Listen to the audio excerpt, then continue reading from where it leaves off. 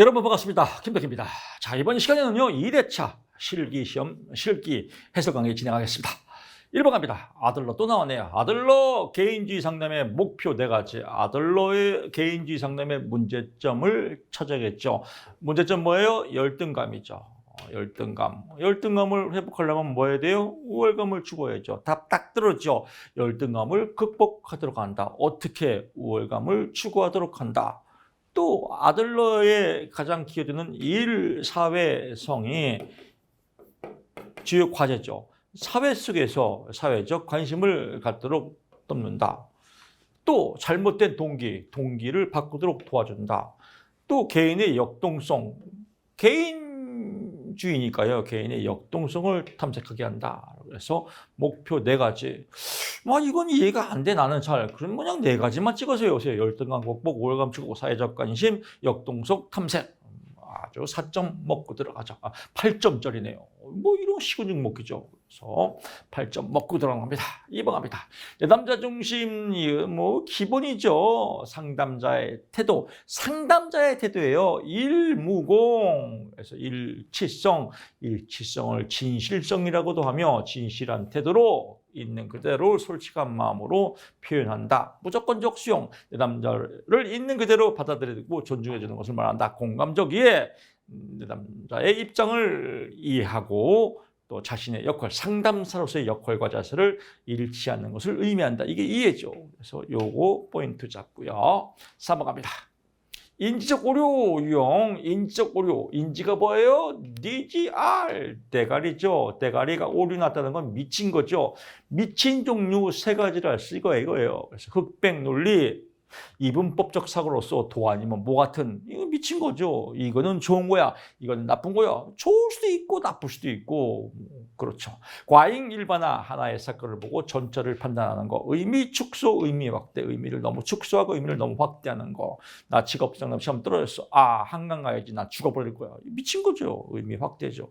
선택적 추상화. 그래서 중요한 부분을 무시한 채 사소한 부분에 초점을 맞춰서 전체에 대해서 오류를 범하는 거. 4번 갑니다.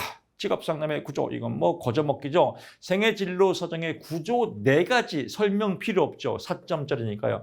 보통 배점이 6점짜리가 아니면 설명 필요 없습니다. 그래서 진로사정, 전형적인 하루, 강증과장의 요약, 필기 때 다 배운 거 그냥 또 새로 정리하는 겁니다. 5번 갑니다. 직업상담의 5단계, 관진목 개평. 5단계를 쓰시오 하니까 설명 필요겠죠. 관계 형성, 진단 및 측정, 목표 설정, 개입되는 중재, 평가다. 6번 갑니다. 직업상담의 기본 상담. 이거 처음 나왔거든요. 당황하셨어요 하지 말고 인문학 문제예요. 직업상담사의 기본 상담 기법. 상담 기법이 5가지만 되겠어요. 5만 가지도 넘어요. 상담 기법 어떻게 해야 돼요?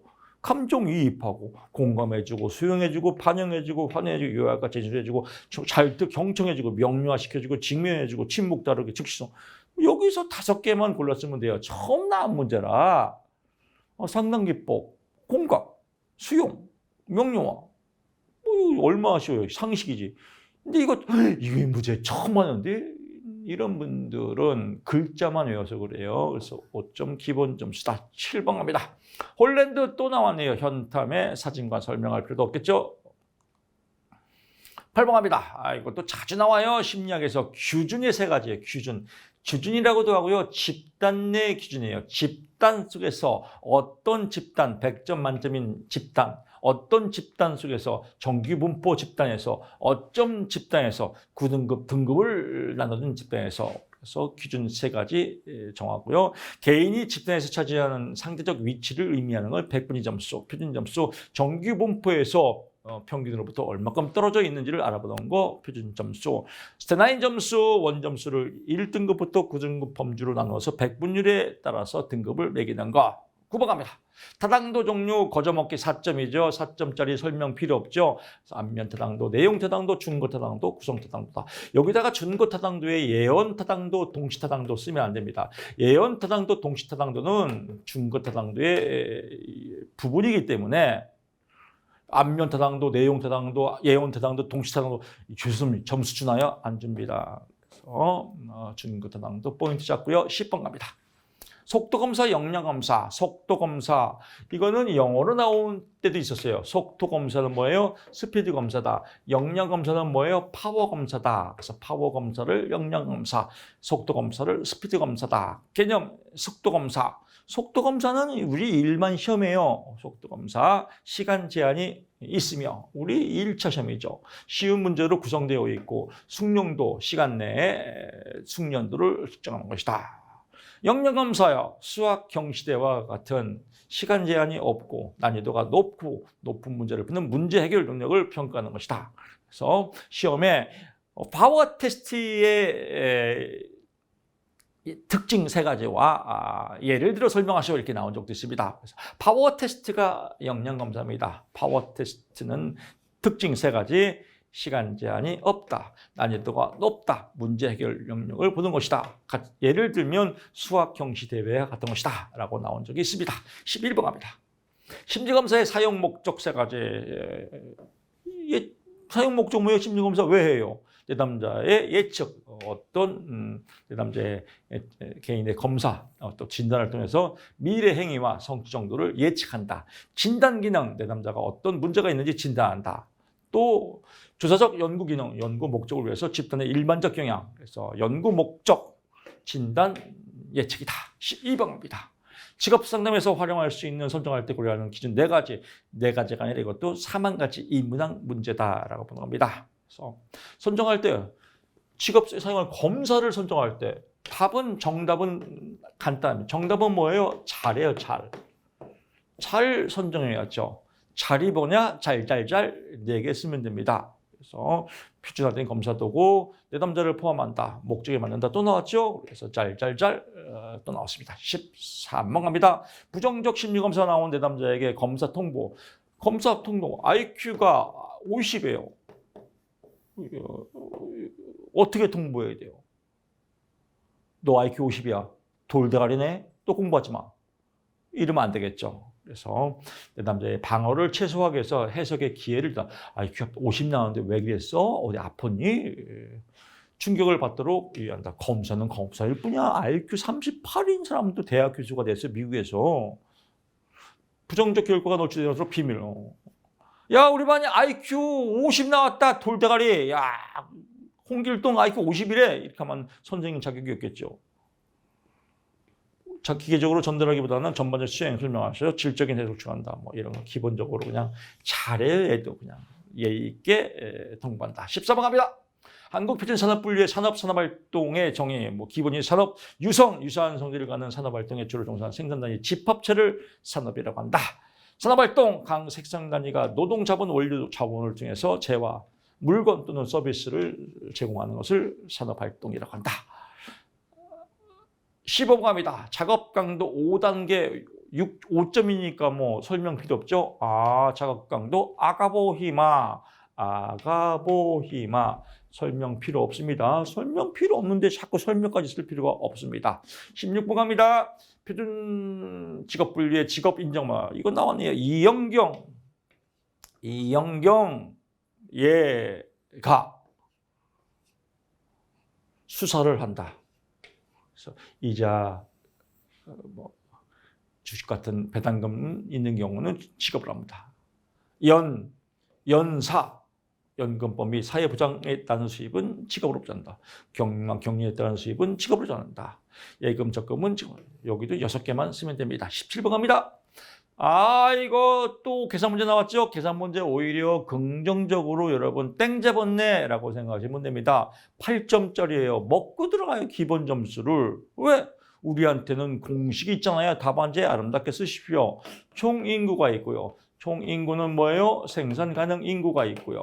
생산 가능 인구는 15세 이상이죠. 생산 가능 인구는 또 다시 뭘로 분류해요?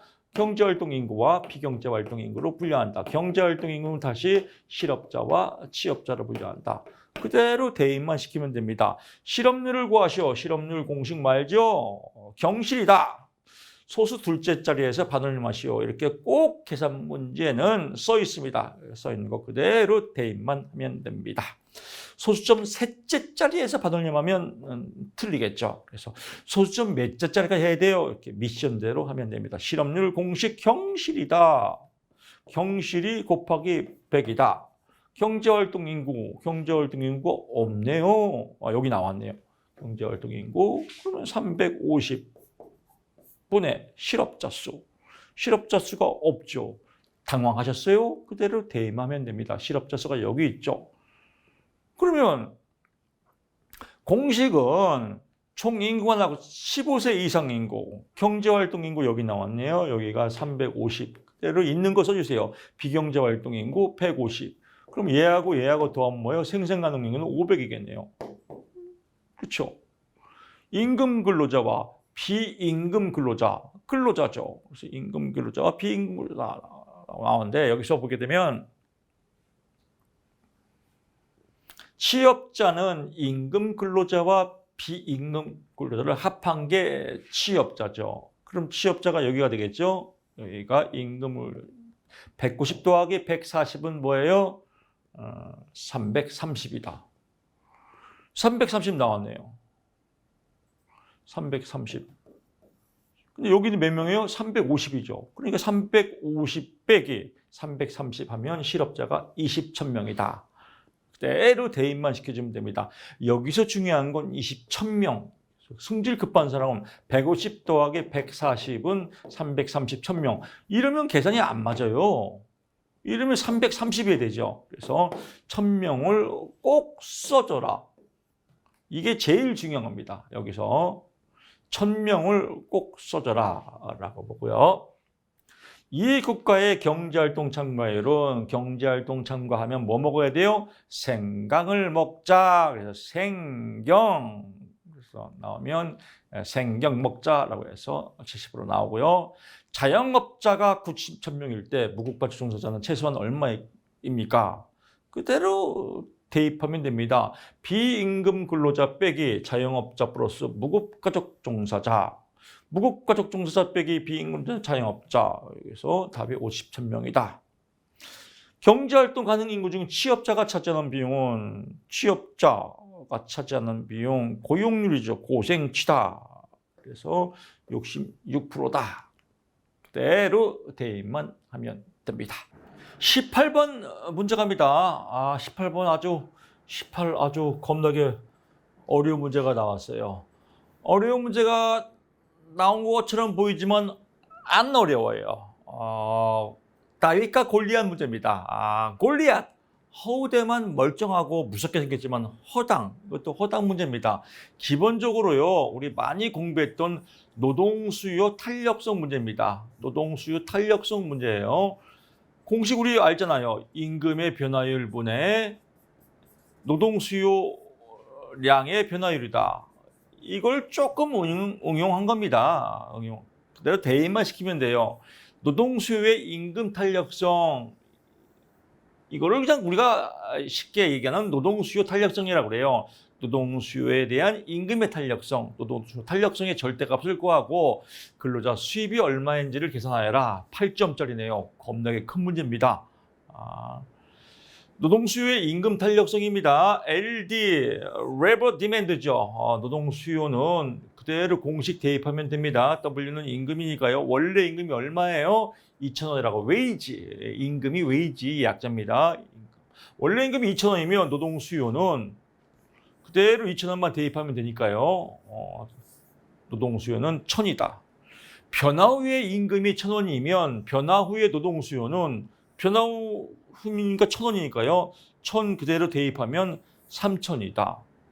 이제 나왔죠? 변화된 거하고 원래하고요. 그럼 노동수요의 변화율. 원래는 1,000이고 변화된 건 3,000 빼기 원래 1,000 곱하기 100은 200%다. 그대로 대입만 시키면 됩니다. 임금은요. 원래 2,000원.